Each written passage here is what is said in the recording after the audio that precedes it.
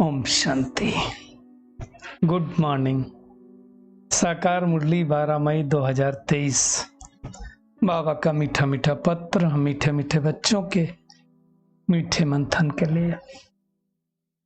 मंथन शुरू करने से पहले प्यार के सागर शिव बाबा की प्रेम भरी किरणों के नीचे बैठ जाते हैं और अनुभव करते हैं कि मैं प्रेम स्वरूप आत्मा हूं, प्रेम के सागर की संतान हूं।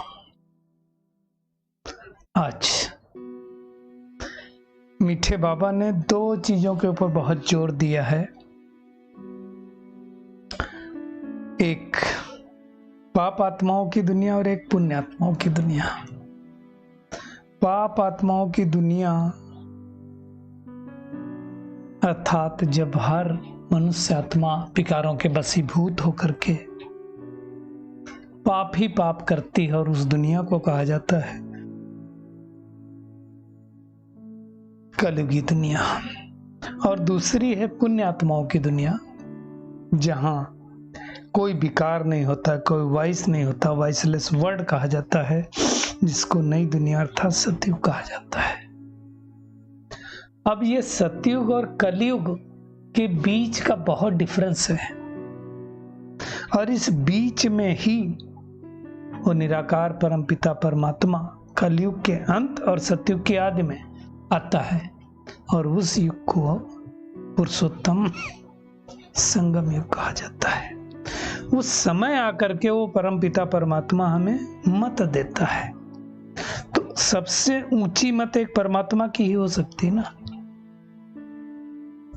अब जो बच्चे उसकी मत पर सदा चलते रहते हैं वो मातेले बनते हैं, जो उसकी मत पे नहीं चलते हैं वो सौतेले कहलाते हैं, और जो मत पर चलते हैं मातेले बनते हैं उनको सतयुग की बात सही मिलती है।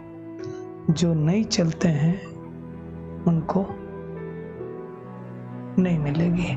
अब हमें अपने आप से पूछना कि हम कौन से हैं, मातेले हैं या सौतेले हैं, खुद की चेकिंग करना है। क्योंकि अगर हमें पुण्य आत्माओं की दुनिया में जाना है, वॉइसलेस वर्ड की दुनिया में जाना है, नई दुनिया में जाना है, तो हमें होना कैसा पड़ेगा? उस दुनिया के लायक होना पड़ेगा ना।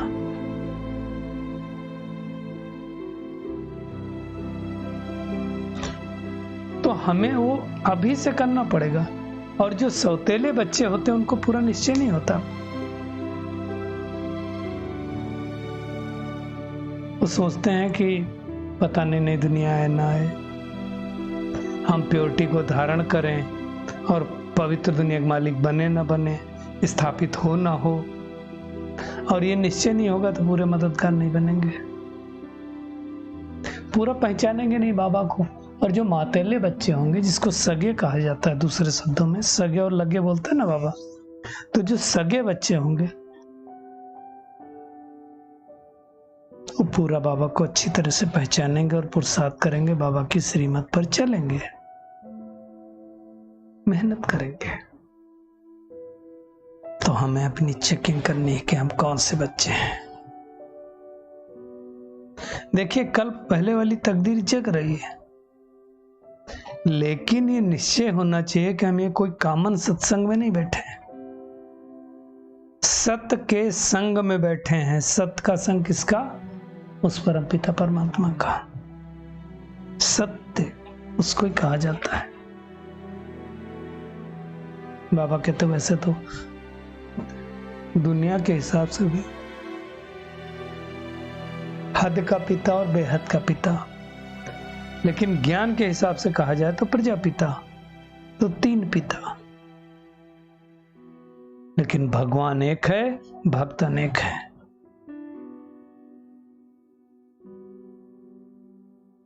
तो अब हमें इस पतित दुनिया से बुद्धि योग पावन दुनिया में लगाना है। सतयुग और त्रेता युग को मिला करके पावन दुनिया कहा जाता है, हेवन कहा जाता है, पैराडाइज कहा जाता है, गार्डन ऑफ अल्लाह कहा जाता है।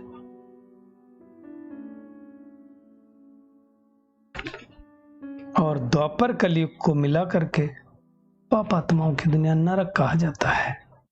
हालांकि द्वापर शुरुआत में ऐसी स्थिति नहीं होती, पहले 16 कला हुए सतयुग में, फिर त्रेता में 14 कला हुए, फिर 8 कला, फिर धीरे धीरे धीरे दुख बढ़ता जाता है।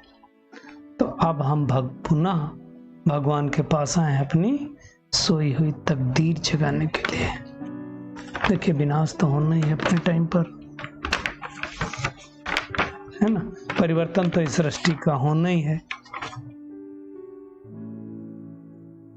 लेकिन परिवर्तन होने से पहले नई सृष्टि की रचना चाहिए। तो अब भगवान वो नई सृष्टि रच रहा है, हमें उसकी नई सृष्टि रचने में भगवान का सहयोग करना है।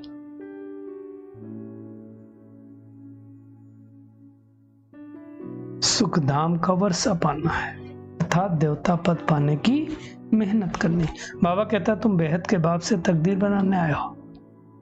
बाप तुम बच्चों को बेहद का सुख देने फिर से है। कल पहले भी आया था, अभी फिर से है।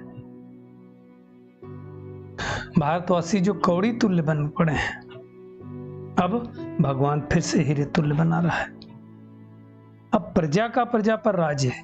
पहले देवी देवताओं का राज्य होता था, तो इस समय सब नरकवासी बन पड़े हैं। अब इस पार से उस पार ले जाने के लिए परमपिता परमात्मा खिवैया बन करके आया है। विषय सागर से क्षीर सागर में ले जाता है, इसलिए विष्णु को दिखाते हैं शेर सैया पर क्षीर सागर में लेटा हुआ।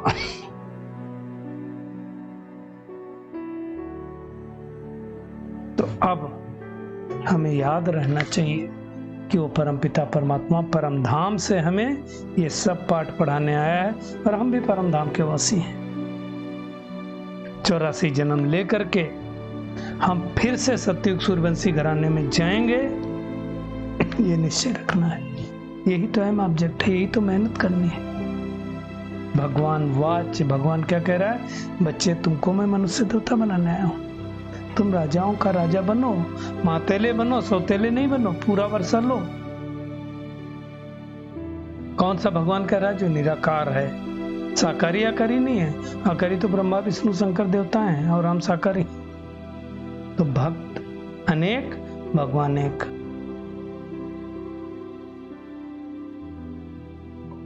तो हमें ऐसे भगवान को बड़े प्यार से याद करना है। बाबा कहता है तुम्हारे में भी कोई अच्छी रीत पहचानते, कोई सेमी। सेमी मतलब थोड़ा पहचानते हैं, और सेमी को सौतेला कहा जाता है। निश्चय नहीं करते कि बाबा हम जरूर पवित्र दुनिया के मालिक बनेंगे, मददगार बनेंगे, तब तो वर्षा पाएंगे। सतयुग में शरीर छोड़ने से पहले साक्षात्कार होता है कि हम ये शरीर छोड़ करके ये बालक जा करके बनेंगे, अकाले मृत्यु नहीं होती वहां। तो अब हमें अनेक आत्माओं को बाबा का ज्ञान देना है। बाबा कहता है सर्व का मिसाल, भ्रमरी का मिसाल तुम बच्चों पे ही है। अनेकों को भू भू करके बाबा कहता है देवता बनाते हो, है ना। बाबा ने आज बहुत इंपॉर्टेंट बात कही है कि जो धक्के खाते हो मुझे नहीं जानते हैं। अब जानेंगे तो धक्का खाने से छूट जाएंगे, धक्के क्यों खाएंगे? उनको पता ही नहीं कि भगवान बाप पढ़ा करके वर्षा दे करके विश्व का मालिक बनाते हैं। और बाबा कहता है तुम अभी धक्का देने से छूट गए हो, मैं तुम्हें देवता बनाने आया हूं। तुम भी के जानते हो भगवान आकर बच्चों को विश्व का मालिक बनने का वर्षा दे रहा है। बाबा ने कहा तुम पुरुषार्थ से विश्व के मालिक बनते हो, तो अब तुमको धक्का नहीं खाना है। कितने लोग कहां कहां धक्का खाते हैं भगवान को ढूंढने के लिए। बाबा कहते अब तुम दुख का खाता खलास कर सुख का खाता जमा करते हो। बाकी तो सब सजाएं खा खा करके अपने सेक्शन में जाएंगे, और हम सतयुग में जाएंगे। लेकिन कब? जब पुरुषार्थ करना है। बाबा कहते पुरुषार्थ वो करना है कि हम सूर्यवंशी राज लें, या फिर साहूकार प्रजा बनो, चाहे गरीब प्रजा बनो, है तुम्हारे ऊपर निर्भर। पुरुषार्थ तो करना पड़ेगा। वही तकदीर फिर 21 जन्म पूरा होने से पूरा नहीं बनते, सतयुग त्रेता के बाद फिर से पुरानी हो जाती है। और ये हुबहू बार बार हर कल्प सतयुग त्रेता द्वापर कलयुग, सतयुग त्रेता द्वापर कलयुग चलता रहता है। तो अब सब दुखी हैं। भगवान कहता है सबको सुखी बनाने का रास्ता बताओ। ये ड्रामा बाबा ने कहा सेकंड बाय सेकंड सूट होता जाता है। कल पहले मिले थे, फिर मिले हैं, फिर मिलते रहेंगे, ऐसे ऐसे चलता रहेगा। जो सेकंड बीता सो ड्रामा। बाबा भी ड्रामा के बंधन में बंधा हो। ऐसा नहीं कि भगवान ड्रामा के बंधन में नहीं बंधा, कुछ भी कर सकता है, मरे को जिंदा कर सकता है। नहीं, बाबा कहता है कल भी कहा था कि मैं तुम्हारा most obedient, most beloved father, teacher, सदगुरु। और मेरा कोई बाप, कोई टीचर, कोई गुरु नहीं। भगवान का तो कोई पिता नहीं है ना, अजन्मा है। कोई शिक्षक नहीं है उसका, कोई सदगुरु नहीं है। बाबा कहता है सबका बाप मैं खुद हूं, मैं नॉलेजफुल हूं। क्या करना है, उम्र क्या है? एक तो अपनी ऊंची तकदीर बनाने के लिए श्रेष्ठ पुरुषार्थ करना है। विषय सागर से क्षीर सागर में चलने के लिए बाबा के समान खिवैया बनना है। और दूसरा, भ्रमरी की तरह भू भू करके मनुष्यों को देवता बनाने की सेवा करनी है। श्रीमत पर है आज का बाबा का वरदान है। दृष्टिपन की स्मृति से हर परिस्थिति में एक रस स्थिति का अनुभव करने वाले न्यारे और प्यारे भाव। बाबा कहता है जब स्वयं को दृष्टि समझ कर रहेंगे तो हर परिस्थिति में स्थिति एक रस रहेगी, क्योंकि दृष्टि अर्थात न्यारे और प्यारे। गृहस्थी हैं तो अनेक रस हैं। मेरा मेरा बहुत हो जाता है। कभी मेरा घर, कभी मेरा परिवार, मेरा बच्चा, मेरा पत्नी, मेरा पति। गृहस्थीपन अर्थात अनेक रसों में भटकना, दृष्टिपन अर्थात एक रस। तो दृष्टि क्या होता? सदा हल्का, सदा चढ़ती कला में जाएगा। उसमें मेरेपन की ममता नहीं होगी, दुख की लहर भी नहीं आएगी। तो हमें दृष्टि बनना है ना। नहीं तो कई बार जब हम मैंपन आ जाता ना कि मेरा है सब कुछ, जैसे ऑफिस में होता है मेरा ऑफिस, मेरा प्लांट, मेरी नौकरी, तो गड़बड़ होता है। दृष्टि मेरा कुछ नहीं है। तो दृष्टि बनेंगे तो दुखी नहीं होंगे। स्लोगन है संतुष्टता और सरलता का संतुलन रखना ही श्रेष्ठ आत्मा की निशानी है। चलिए परमात्मा किरणों के नीचे बैठ जाते हैं, महसूस करते हैं कि मैं हर परिस्थिति में एक रस स्थिति रखने वाली, दृष्टिपन की स्मृति से भरपूर बाप की न्यारी और प्यारी आत्मा हूं।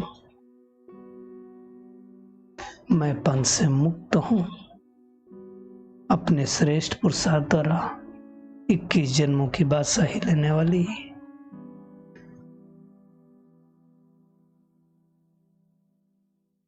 पुण्य आत्माओं की दुनिया में श्रेष्ठ पुरुषार्थ कर श्रेष्ठ पद पाने वाली बाप की मातेली संतान हूं। एक बाप दूसरा न कोई, इस श्रीमत पर चलने वाली कोटों में कोई आत्मा हूं। शुक्रिया मीठे प्यारे बाप दादा, शुक्रिया आप सभी का इस मीठे मंथन के लिए। ओम शांति।